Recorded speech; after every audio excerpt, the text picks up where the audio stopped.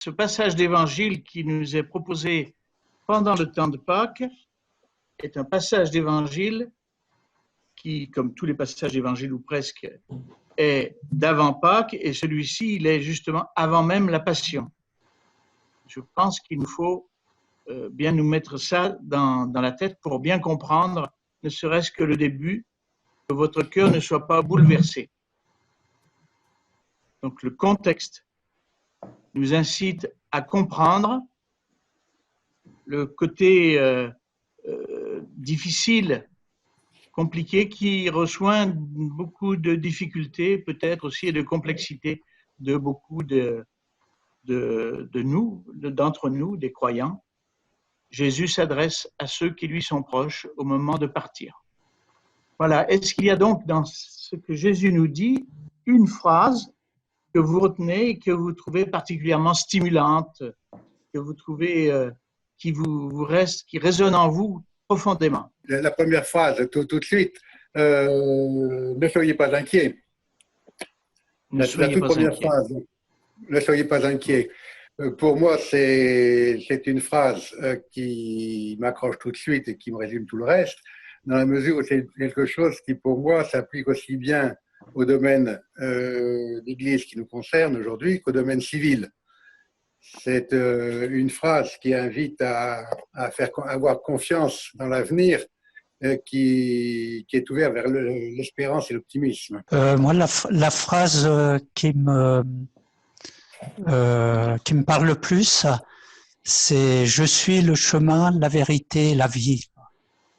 Alors le chemin, c'est expliqué juste après. Personne ne va vers le Père sans passer par moi. La vérité, la vie, ça doit être un peu plus tard. Je n'ai pas trouvé pour l'instant.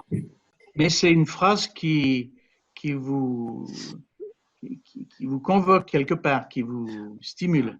Oui, parce que bon, le chemin, en fait, c'est de suivre Jésus pour aller vers le Père. Oui. Et Jésus nous dit qui me voit le Père, en fait. Donc, il nous montre que déjà, quand on est en contact avec Jésus, on est déjà en contact avec le Père. Tout à fait. Et que toutes les qualités de Jésus, c'est celles du Père. Bien. Jean? Alors, moi, cette phrase, elle me questionne plus qu'elle me stimule. Et donc, je prendrai tout à l'heure cette question. On y reviendra alors. Voilà. Donc, la phrase qui me stimule, c'est la phrase de Thomas. « Seigneur, nous ne savons pas où tu vas, comment pourrions-nous connaître le chemin ?» Alors, elle me stimule pourquoi? Eh bien, et finalement, elle me questionne sur quel chemin je marche. Et prosaïquement, je peux dire, vers de moins en moins de jeunesse, ou plus de sagesse. Donc, bien. Donc, je ne sais pas bien où elle va. Est-ce que j'ai un guide? Ou des guides? Ou des compagnons? Aucun doute. Donc, ça m'amène à regarder quels sont mes guides, ou mon guide. Et la question que je me pose, donc, qui me stimule, c'est quels sont les points des Écritures qui me convoqueront le plus, qui me stimuleront le plus. Et enfin, ma question est de savoir comment articuler la réflexion et l'action sur le chemin. Voilà. Donc, cette phrase de Thomas qui me convoque et ce qu'elle m'évoque. Je voudrais, moi, souligner cette phrase « Il y a si longtemps que je suis avec vous ». Et je trouve que cette phrase est intéressante parce que elle insiste sur le compagnonnage de Jésus avec ses disciples. Et en fait, le si longtemps correspond, pense-t-on, à quelque chose comme 3 ans. 3 ans, on a le temps un peu, de même que je peux vous connaître et que je peux reconnaître vos voix. Je me dis, en 2 ans, moi, en 1 an et demi, on pourrait même dire. Donc, avec Philippe, il laisse entendre qu'il faut aller plus loin dans la connaissance que l'on a aussi les uns des autres. Et que ça, c'est aussi un stimulant de mieux reconnaître le mystère qui est en chacun. Voilà, c'est comme ça que je le vis. Voilà, ça peut peut-être amener des réactions, et les uns et les autres, on peut avoir des réactions sur ces différentes phrases que nous avons relevées. Oui, donc comme je disais en commençant, la phrase qu'a choisie Guilain est une phrase qui m'interroge, elle me stimule. Et bon, j'essaierai d'expliquer pourquoi tout à l'heure. Guilain, toi, tu pourrais nous dire, tu nous l'as dit ou compléter, pourquoi cette phrase te stimule? En fait, elle me stimule parce qu'elle elle nous invite sur un chemin, dans une direction. Et cette direction, c'est de suivre Jésus, en fait, d'essayer de conformer notre action à la volonté du Père, comme l'a fait Jésus, quoi. C'est en ce sens qu'elle nous trace un peu une direction. Mais bon, ça reste un peu théorique, je suis d'accord. Il n'empêche, c'est un texte qui est très, très riche, on sent bien très dense. Hein. Et vos interventions le laissent apparaître. On peut peut-être, du coup, maintenant passer à ce qui nous fait peut-être, à cause de cela, plus question. Est-ce qu'il y a une phrase ou l'autre qui nous fait plus question et nous y attarder? Pour moi, il y a une phrase qui fait question parce que je ne sais pas bien quoi mettre derrière dedans. C'est celle-ci: il y a beaucoup d'endroits où demeurer dans la maison de mon père. Beaucoup d'endroits, qu'est-ce que ça sous-tend? Est-ce qu'on a là une ouverture vers l'écuménisme ou est-ce qu'il s'agit de tout à fait autre chose? C'est difficile de savoir parce que c'était l'objet de beaucoup de discussions en plus. Ça, hein. Les nombreuses demeures, c'est surtout en fait l'abondance de l'accueil du Père. Après, il y en a beaucoup d'autres qui ont fait des commentaires en disant il y a des demeures qui sont en bon état et d'autres en mauvais état. Enfin, vous voyez tout ce qu'on peut dire dans le genre de choses. Mais ça, c'est pas ce que dit le texte. Ce que dit le texte, c'est qu'il y en a beaucoup. C'est-à-dire que s'il est une chose qui nous est garantie, c'est que nous ne serons pas seuls. Je crois que c'est un point important. Et il le dit à ses disciples.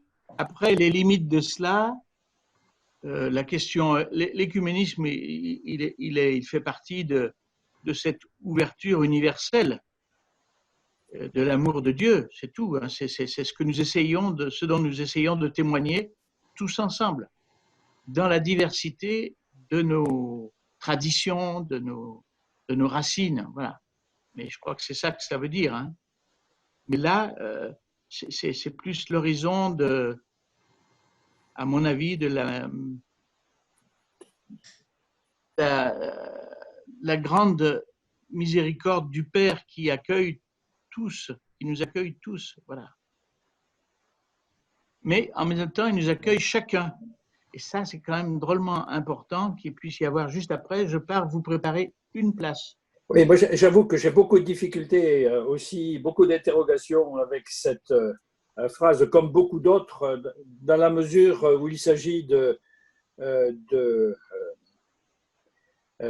textes de Jean avec une écriture qui nous fait décoller, qui nous amène des lieux où on n'a pas l'habitude de se trouver. C'est vrai que c'est le style de l'évangile de Jean, ça. Hein, voilà. Ça, faut le reconnaître.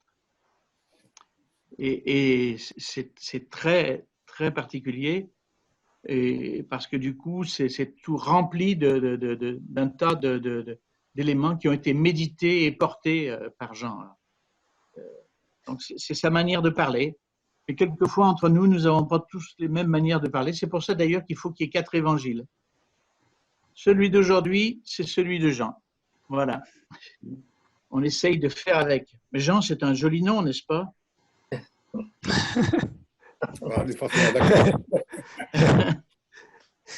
Ça veut dire que Dieu fait grâce. Hein. Je ne sais pas si j'ai répondu tout à fait à la question je ne sais pas s'il y a une seule réponse, en effet, à cette question. Je pense que même sûrement j'espère que non. Il n'y a pas qu'une réponse, effectivement. J'espère que non.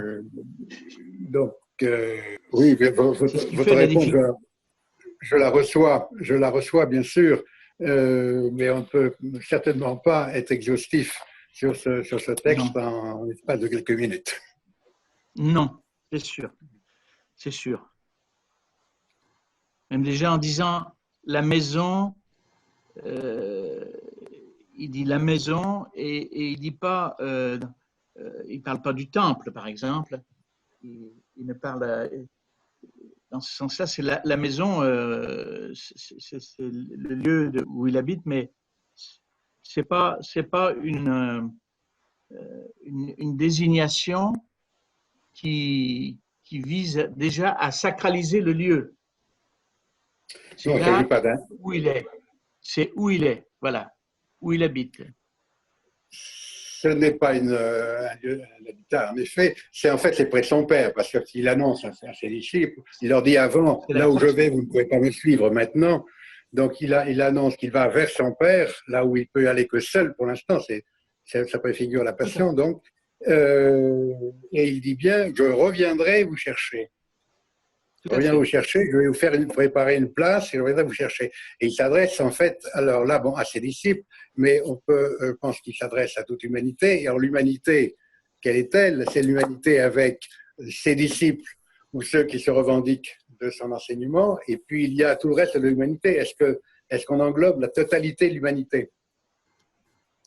Est-ce qu'à travers ses disciples, il va faire une place pour chacun d'entre nous individuellement? C'est toute l'humanité qui est appelée à rejoindre à travers le Christ. C'est l'humanité qui entre, qui va vers le Père. C'est ça qui nous est dit d'une certaine façon. C'est le salut de toute l'humanité. Donc c'est vraiment pour toute l'humanité, mais ça suppose d'être lié au Fils. Donc, je suis la porte. Je suis la vérité, la voie, et je suis le chemin. Oui, d'accord. Oui. Oui. Et il le dit aussi, qui me voit mon Père, qui voit mon Père me voit. Enfin, il y a cette insistance sur on n'a pas la Trinité, là, on a pour l'instant la dualité, le Père et le Fils qui ne font qu'un. Et il va parler, c'est un peu plus loin qu'il parlera de l'Esprit Saint qui viendra à la Pentecôte. Ça, c'est après, oui. C'est pas dans ce passage. Mais dans ce passage, donc, il insiste bien sur le fait que le Père et lui ne font qu'un. Tout à fait. Ça, on peut dire que c'est le point d'ensemble du passage, c'est de dire l'unité qu'il y a entre lui, le Fils, et son Père, et qu'il nous fait entrer dans cette unité-là. Parce que là, au verset 11, il dit bien, croyez-moi, quand je dis je suis dans le Père et le Père est en moi. Oui. Tout à fait. Il a dit au verset 10, oui, ne crois-tu pas que je suis dans le Père et que le Père est en moi?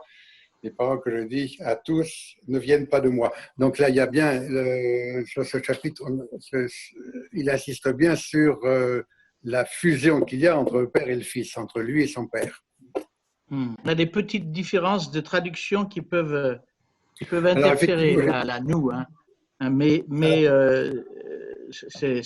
c'est intéressant parce que les traductions, c'est toujours des choix. Voilà. D'accord. Alors, effectivement, je n'ai pas le texte de Prions dans l'Église. J'ai un autre. Oui, je m'en aperçois, mais c'est normal, ça. Je veux dire, ça arrive, mais c'est intéressant de savoir qu'il y a des traductions différentes. Ça veut dire aussi, ça rejoint la remarque de Jean, c'est que la complexité de ces textes fait que ça fait aussi une complexité pour leur traduction. Tout à fait, tout à fait. Voilà. Et chez Jean, particulièrement. Et spécialement chez Saint Jean, qui en plus qui a une pensée extrêmement élaborée. Oui, oui, oui, oui. Mais les difficultés de traduction sont pour tous. Il y avait une autre phrase qui faisait problème. Amen, amen, je vous le dis, celui qui croit en moi fera les œuvres que je fais. Il en fera même de plus grandes parce que je pars vers le Père. Et voilà. Sur le texte que j'ai, il y a une virgule. Après, ça continue. Il y a une autre phrase. Enfin, la phrase n'est pas terminée là, alors que ça est coupé pour le texte. Quand on regarde, ça coupé au milieu de la phrase. Mais oui, c'est quand même impressionnant de savoir que on doit faire les mêmes œuvres que Jésus et même de plus grandes. Et même de plus grandes. Non, mais c'est impressionnant et ça pose un peu problème. Oui. Alors, moi, je pense que le problème que ça pose, c'est qu'il ne faudrait pas se prendre pour Jésus. Voilà. Et à partir de cela, simplement, ce que Jésus vient dire, c'est qu'il est venu rejoindre notre humanité et que dans notre humanité, nous pouvons faire des choses aussi grandes que lui, voire de plus grandes parce que nous ne serons pas dans les mêmes conditions que lui. C'est tout. C'est parce que l'histoire de l'humanité avance et que nous continuerons à l'amener en lien avec lui. Je signale que c'est celui qui croit en moi fera les œuvres que je fais. C'est pas les œuvres que j'ai faites. C'est-à-dire qu'il continue de faire d'une certaine façon. Ah, d'accord. Oui. Ça me semble important, c'est au présent. Hein. Oui. Alors, donc, la phrase que vient de souligner Guylaine ne m'interroge pas, elle me stimule. Bon, bien. Donc, oui, je reviens à la phrase qui m'interroge, c'est « Je suis le chemin, la vérité et la vie ».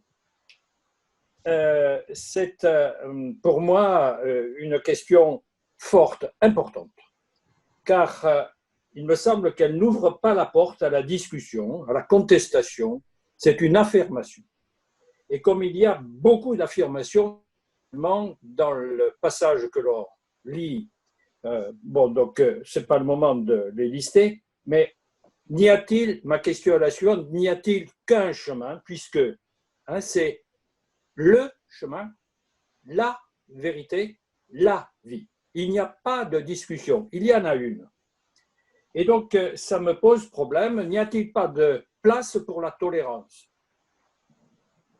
Est-ce qu'on n'a pas là une clé de tension avec les non-chrétiens? Comment articuler cet absolu de Dieu, finalement, que Jean souligne avec force, et puis l'imparfait de notre vie, la contingence, l'indétermination, notre finitude? Donc voilà, cette phrase m'interroge tellement, elle est forte, je dirais presque péremptoire. Elle peut effectivement, et c'est bien le style de Jean, avoir quelque chose de péremptoire. Il y a plusieurs passages dans l'évangile de Jean où il dit « Moi, je suis le beau berger, moi, je suis la porte, moi, voilà. Je suis la lumière du monde », il dit en Saint Jean, chapitre 8. Bon, il y a des passages comme ça, mais le « je suis » est là pour rappeler finalement la nature divine du Christ. C'est ça qui est derrière. Et qu'en fait, c'est ça qui est le problème qui est présent là derrière. Alors, nous, on peut en rajouter au problème dans la mesure où on risque quelquefois de faire de ce chemin un chemin qui serait un chemin sans rapport avec les hommes. Or, justement, ce que Jésus vient faire, c'est à partir de notre humanité, à partir de ce que nous sommes, nous mener vers le Père. Et quelque part, il dit, voilà ce que je viens faire. Mais ce n'est pas sans discuter avec les hommes. D'ailleurs, cette réponse s'inscrit à l'intérieur d'un dialogue avec Thomas et un autre avec Philippe. C'est-à-dire, ça me semble important de se rendre compte que c'est pas justement, c'est pas dans un cadre péremptoire. à la différence de celle quand il dit « Je suis la lumière du monde », et qui suit juste le passage sur la femme adultère. Donc, je crois que c'est important de le saisir. Mais nous, ce que nous avons fait de cette phrase-là, c'est que nous en avons fait quelquefois une phrase dans laquelle on était un peu les douaniers qui montraient quel était le chemin, hein, qui montraient et il n'y a pas d'autre issue. En dehors de ça, toutes les autres voies sont sans issue. Comme si ce n'était pas toute l'humanité que Jésus avait rejoint. Et je pense qu'il n'a pas fini de la rejoindre. Et si nous pouvons faire des choses plus grandes encore, c'est pour rejoindre toute l'humanité. C'est ça. Il y a dans le chapitre, dans un des chapitres qui précède, et qui précède immédiatement le début de la Passion dans Saint Jean, il y a le moment où les Grecs demandent à voir Jésus. Jésus, jusque-là, n'a vu que des Juifs, des pharisiens, des baptistes, etc. Il ne connaît pas les Grecs. Et les Grecs demandent à voir Jésus. C'est Philippe, d'ailleurs, je crois, qui lui demande.